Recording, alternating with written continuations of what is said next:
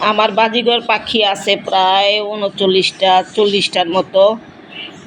তো এদের পরিচর্যা আমি কিভাবে নেই, একদিন পর পর আমি ওদের পটি ট্রেটা পরিষ্কার করে দেই, একদিন পর পর খাবারটা পরিষ্কার করে দেই, তারপরে পানিটা পরিষ্কার করে দেই, বাসাটা সুন্দর করে গুছিয়ে ঝাড়ু দিয়ে পরিষ্কার করে দেই।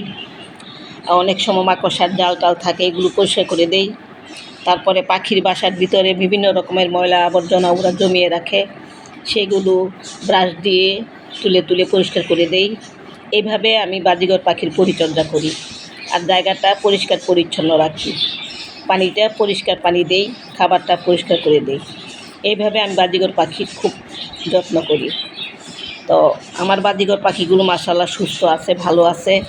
এক একটা ডিমে তা দিচ্ছে, কেউ একটা বাচ্চা দিয়েছে, কেউ কেউ আবার ডিমে তা দিয়ে বসে আছে, আবার নতুন করে কেউ ডিম পাড়তেছে। এইভাবে প্রতিনিয়তই আমার বাজিঘর পাখি বাচ্চা দিচ্ছে, ডিম দিচ্ছে, তা দিচ্ছে। আর ওদের খাওয়া দাওয়া দেখে খুব ভালো লাগে মাশাআল্লাহ। এখানে একটা একটা বাচ্চা দিয়েছে একটা পাখি, অনেকগুলো ডিম পেড়েছিল, ডিমগুলো নষ্ট করে দিয়েছে। যাই হোক, এরকমই হয়, প্রকৃতির নিয়ম অনুযায়ী সবসময় একরকম হয় না। কখনো 4টা বাচ্চা দেয়, কখনো 5টা বাচ্চা দেয়, কখনো 6টা দেয়, কখনো একটা দেয়। এইভাবেই দিতেই আছে ওরা প্রতিনিয়তই।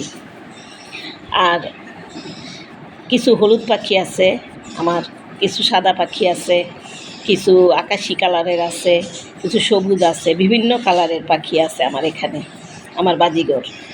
তো আপনাদেরকে দেখাই, শেয়ার করি প্রতিদিন আমার বাজিঘর পাখিগুলো কী করে। এই যে দেখুন, এখানে 3টা বাচ্চা দিয়েছে, 3টা বাচ্চাই কিন্তু এখন নেমে এসেছে। ভালো থাকবেন, পাশে থাকবেন। আল্লাহ হাফেজ।